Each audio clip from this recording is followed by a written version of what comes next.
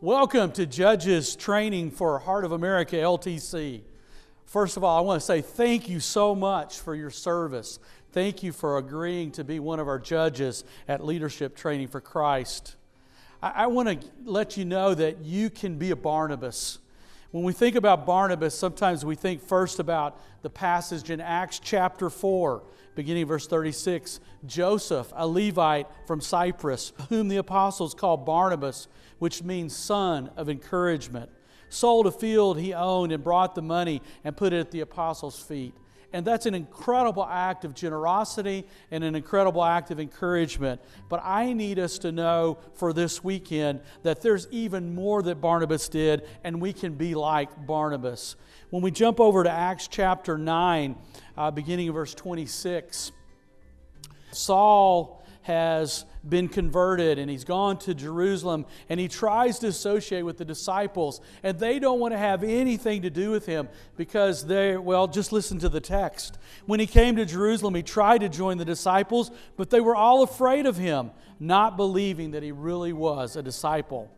But Barnabas took him, brought him to the apostles. He told them how Saul on his journey had seen the Lord and that the Lord had spoken to him, and how in Damascus he had preached fearlessly in the name of Jesus. Considering the fact that Saul, that we know as the Apostle Paul, wrote 13 of the New Testament letters, Barnabas' encouragement and his standing up for Saul had an incredible impact on the church throughout the ages. You can be a Barnabas. You may have a Saul of Tarsus in one of your sessions this year at LTC. Will you be a Barnabas to him or her? This ministry that we're involved in, Leadership Training for Christ, is a ministry of encouragement. Now, I want to encourage you to do a couple of things as we think about working this weekend as judges. First of all, I want to ask you to be courteous to our event coordinators. Just like you, they're volunteers, and both of you are invaluable. Both the event coordinators and the judges are invaluable to this event. So here's how I want to encourage you to be courteous to the event coordinators. First of all, if for some reason you go through the training and you get to the event and you just can't fulfill your obligations, I want to encourage you to get a replacement. And I also want to encourage you to train the replacement. They may, because if it's at the convention, they may or may not have time to watch this video. And so I need you to take what you learn and to train your replacement. And I also want you to make sure you don't double book. It's not possible for you to be a judge at puppets and a judge at speech in the same time frame. And so I want to encourage you to be courteous to the event coordinators. I also want to encourage you to arrive 15 minutes early to get your judging supplies from the event coordinator. And I want you to familiarize yourself, if you would, with the event rules and rubric.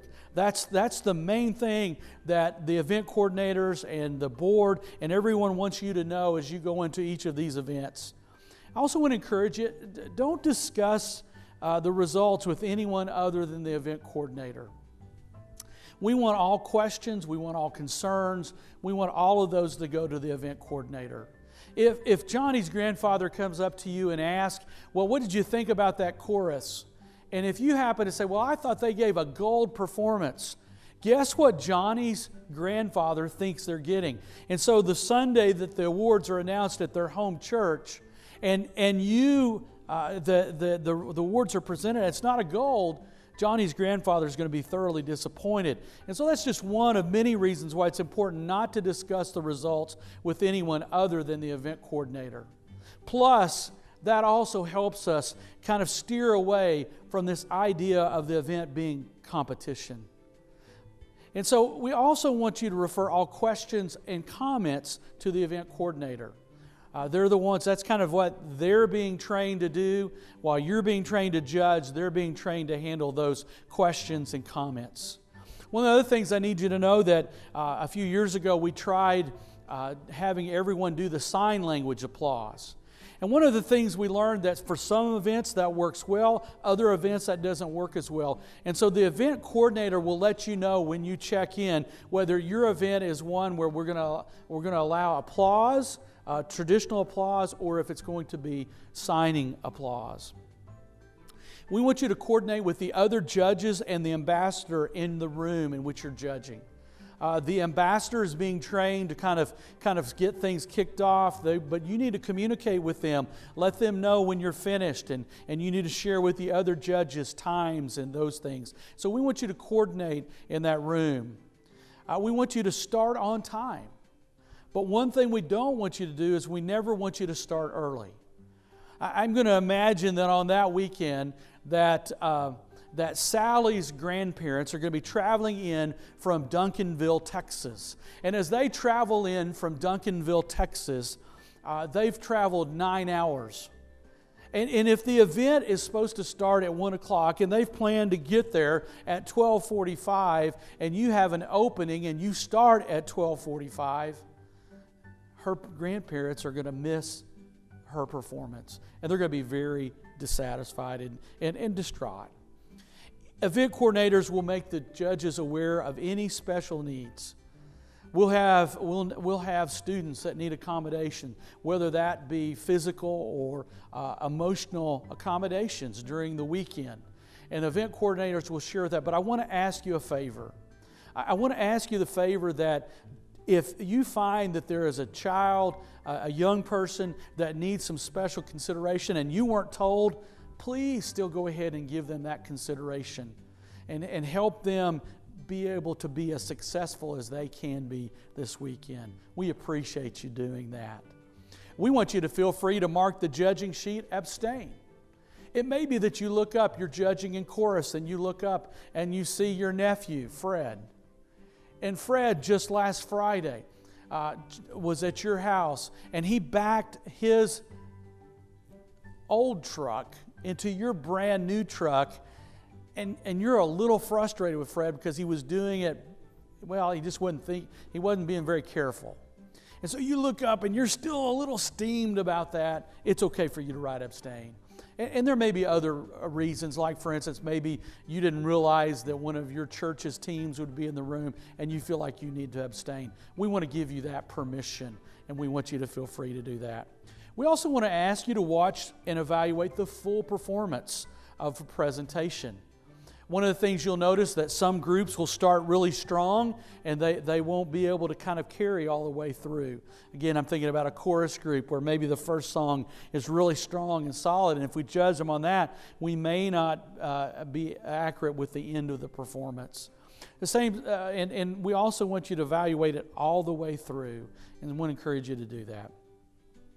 As far as your criteria, we want you to only use the rubric. And you need to ask this question. Where does what I saw or heard fit into the rubric? Where does it fit? And you need to ask yourself that question. Now, I need you to know, because some of us are older than I am, and some of you are my age, and we've kind of grown up with an idea that maybe young people ought to dress a certain way if they're going to be given a sermon or a speech or some kind of presentation.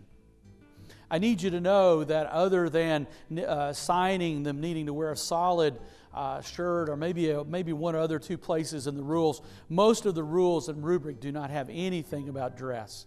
So your opinion is not what we're judging on. What we're judging on is what's in the rubric.